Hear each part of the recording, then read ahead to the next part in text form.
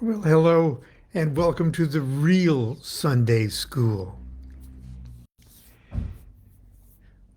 When you're old and hang around the house all the time, the weekends just seems like the weekend. So yesterday I opened up with Welcome to Sunday School, but we all know it was kindly old Mr. DuQuette for Saturday morning cartoons. Anyway, welcome to the real Sunday School. And I'm going to make it a rather short visit with you this morning. We are in the midst of the Advent, I guess, of the High Thelemic Holy Days. Back on March 23rd, at least according to what diaries we can avail ourselves of. March 23rd was sort of the afterglow of Crowley's invocation of Horus, which was quite an event, an exciting event, and marked with great success, as they say in the diary. But we're sort of in the, like I mentioned yesterday, on Saturday morning, sort of in the postpartum downer depression part. And one thing that does sort of become clear to Crowley during the period between, let's say, now and April 8th is the identification of who it is that is dictating, who is delivering these messages through Rose, and that is Aiwass. Now, Crowley at first thought it was a word that she just made up because it sounds like Iwa, which she, I'm not, it's a common Arabic word that she would have heard on the street a lot. But then he started to tinker with it Kabbalistically and sort of found interesting things. But what piqued his interest the most is that Rose said that Aiwass was his own holy guardian angel. Now, over the years, he goes back and forth with his opinion on that. But at this point in our passion story, Crowley is thinking, "Gee, this is my own holy guardian angel." But anyway, so we'll probably, I don't have a lot to comb through diaries and things like that between now and April 8th. So I wanted to read something that seemed to me very Sunday schoolish, okay? And it's not by Crowley. Indeed, it's by someone who was alive when I was alive, and that is Jack Parsons. Now, Jack Parsons was OTO Lodge Master in Pasadena, and he died quite dramatically in 1952. And in 1952, I was living just right down the road in Lakewood, which isn't too far from the Pasadena area, and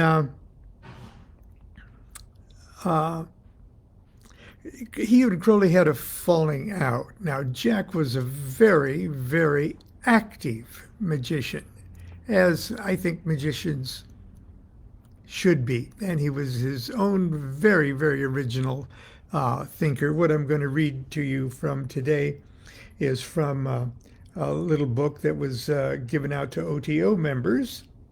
It's not secret or anything else, but it was under the official OTO publishing vehicle called the Oriflama. And there's Jack Parsons, just right out of central casting for a man who would want to manifest the Antichrist. Okay, and he did very colorful character, very serious magician, and he was in contact with Crowley right up until well, almost Crowley's death. They had sort of a falling out because Crowley thought he was being terribly reckless with his ambition to, in a sense, manifest the Antichrist in this very wonderfully exotic Babylon working.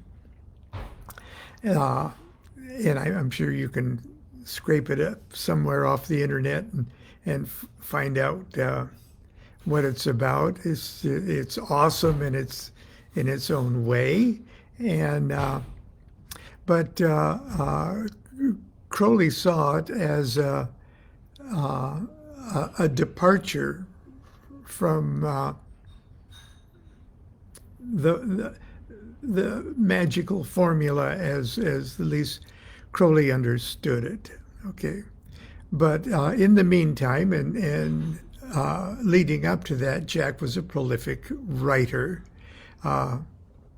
as well as a scientist that invented jet-powered takeoff and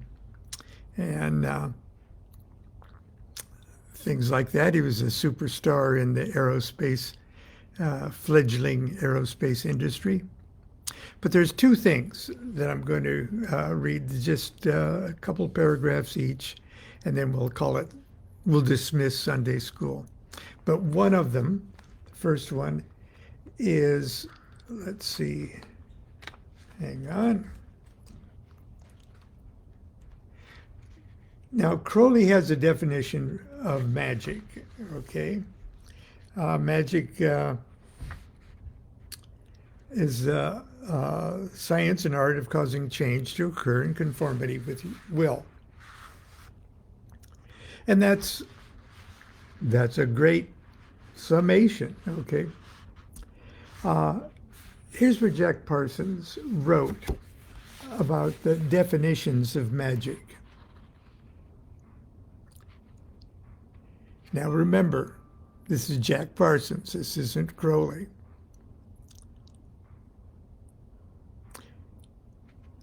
Definitions of magic. In its absolute basis, magic is a passion and a discipline which relates to the mystery of love, and through which man is capable of attaining to any ultimate knowledge and love of himself, his fellow man, and the universe in all its aspects. In its relative and applied basis, which is the root of all secret traditions of mankind, magic relates to the sacrament of sex and the mystery of the creative will.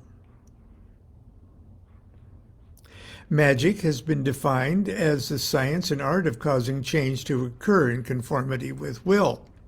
This is true if it is postulated that the ultimate object of this change is the attainment of harmony and balance in understanding and love. Magic has also been defined as the technique of advancement of the individual in light, life, love, and liberty. However, the function of magic is also highly socialized. It is concerned with training exceptional individuals for tribal leadership, of protecting and constructively initiating individuals and groups through the critical periods of infancy, puberty, adolescence, and adulthood, and in coping with the various emotional and environmental crisis of the individual and the tribe. Magic may therefore be further defined as, and then he gives 5 things that can further define magic. 1, a method of stimulating and maintaining creative and life-positive forces in the individual and the tribe. Now, I sort of cringe at the tribe thing, okay, but that's just me, okay. 2, a method of dealing with areas of nature and of the human mind that are not amenable to ordinary logical or mechanistic approach.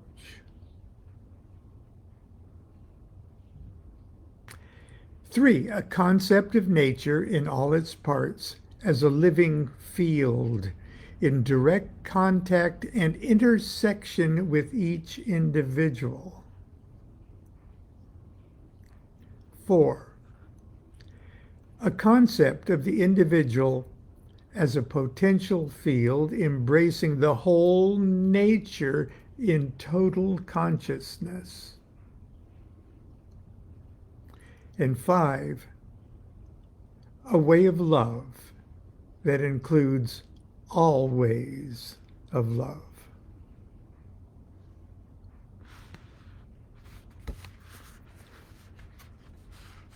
Now, that is pretty insightful. I'm not sure I don't think of things focusing too severely on the tribal thing. And I'm not sure if that might have been something that Crowley would have sort of balked at.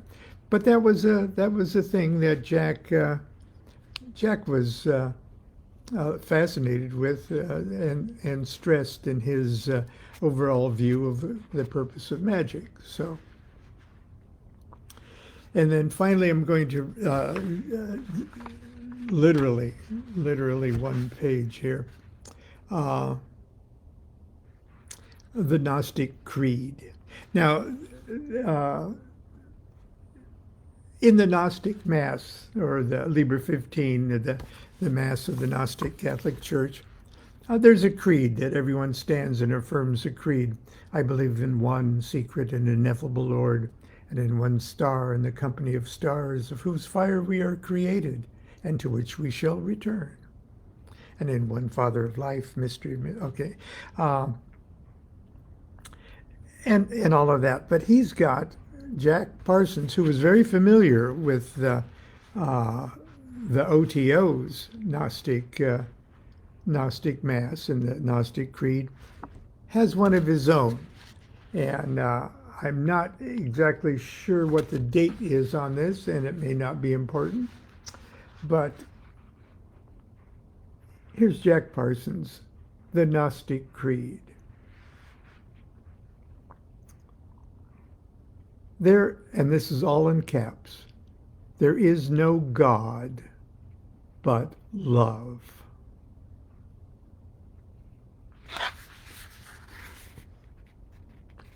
There is no God but love. And all his ways are love. And there is no way to God but love. The way to God is not alone in the love of God, but also in the love of man, and in the love of all created things, and in the love of friends, and of the beloved, and in the love of the self, and the body that God made, and the mind that God made, and in the spirit that God made, and of all their ways and thoughts and desires, for in the love of all these is the way to God. For God abides forever in the union of love, in the love of Christ, that is the Son of God, and of Sophia, that is the daughter of God, and in their union, that is God. Remember, this is the Gnostic Creed. And these our bodies are the temple of God, and therefore we may put on eternity in the love of one another and celebrate the union of God that is forever. Therefore, let us celebrate our love for God and for one another.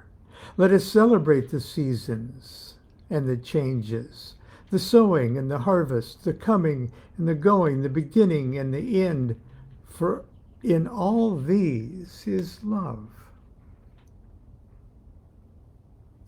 Let us worship the seed and the blossom and the fruit in the bridal chamber and in the banquet, in the marketplaces and in secret, that we may partake of the sacrament of love that is forever.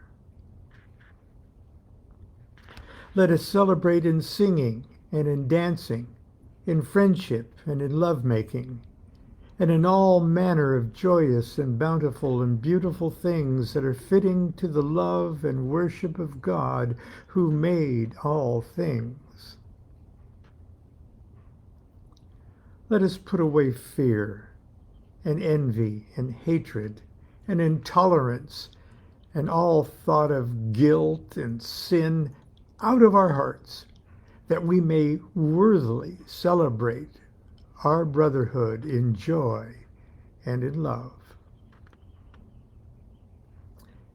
In the name of Christ, that is the Son of God, and of Sophia, that is the daughter of God, and of their union, that is God. Amen.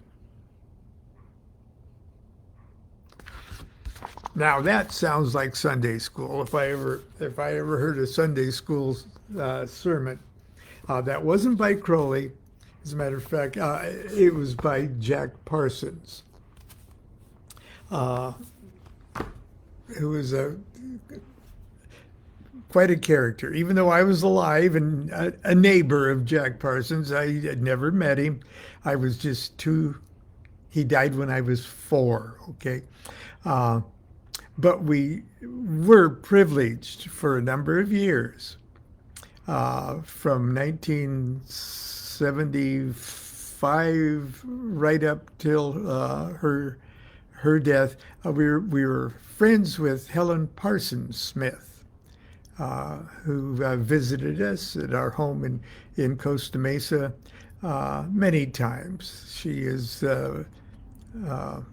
as close as we could probably come to saying she's the godmother of our son Jean-Paul. And Helen was quite a character. We didn't probe too much about the details of her life, her tumultuous life with Jack Parsons, L. Ron Hubbard, Crowley, Wilfred Smith, and stuff. But we let her, she always brought a couple bottles of champagne with her. And we just would just enjoy hearing her open up as much as she wanted to open up. But she says, dear sweet lady, as a saint, okay. And but that's as close as we got to Jack Parsons, was Helen, really. Anyway, that's it for Sunday school. And once again, I apologize for starting us off on the wrong foot yesterday by declaring it Sunday school. That's it until tomorrow, hopefully, for the order of Monday morning. I'm on top of it. Until tomorrow, continue to be good to yourself. Uh, some, some days it's the only person that's going to be good to you, but so do it and be good to each other. And remember, love. Jack Parsons was on a love roll when he wrote those two things. Do what thou wilt shall be the whole of the law. Love is the law. Love under will.